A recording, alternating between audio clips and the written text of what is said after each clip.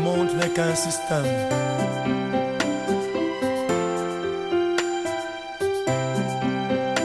Un système des hommes. C'est quoi le mot dont la Bible parle? C'est quoi? Qui est à tes côtés. Nous sommes venus attendre la voix du Père. En ces une année, je ne manquerai pas à dire merci à mes fils et mes filles spirituelles qui m'ont accompagné durant l'exercice de ce ministère. Vous savez, vous ne pouvez pas exercer votre pastoral si vous êtes mal entouré. J'étais en train de méditer, j'ai vu Jésus-Christ qui, la Bible dit, étant sur terre, avait en lui la nature complète, la totalité de la divinité. Mais il était entouré des disciples. C'est pour dire qu'il ne pouvait jamais faire tout seul. Et j'ai essayé de pousser encore l'objet de ma méditation pour voir comment le diable s'organise. Même le diable, dans sa méchanceté, il est entouré des démons. Amen. J'ai essayé d'approfondir encore le sujet de ma méditation. J'ai vu que même Dieu, il pouvait rester seul au ciel, mais il est quand même entouré des 4 êtres vivants et des 24 vieillards. Amen. Donc vous ne pouvez pas régner, vous ne pouvez pas exister si vous êtes mal accompagné. Amen. Et si l'Église a totalisé une année, c'est parce que j'étais entouré des hommes et de femmes qui étaient braves, qui étaient tout le temps là quand il a s'agit de la prière. Amen. Et là, je manifeste vraiment ma gratitude. Amen. Dans ces une année, nous avons passé des moments très difficiles. Pendant que je parle, je sens la chair de poule naître en moi. Vous savez, quand on veut vous vendre, il y a quand même un ruban quelque part qui dit non, ça c'est notre frère. Nous ne pouvons pas le vendre. Vendons-le. Donc là où on est en train de te calomnier, on veut te rejeter, laisse-moi te dire que parmi même ses ennemis, il y aura quelqu'un qui sera pour toi. Amen. Nous avons passé des périodes très difficiles, surtout en ce qui concerne le déménagement. Quand vous déménagez d'église, de salle en salle, il faut savoir que vous allez toujours perdre l'une de vos fidèles qui sera dans l'incapacité de vous accompagner dans votre nouvelle demeure.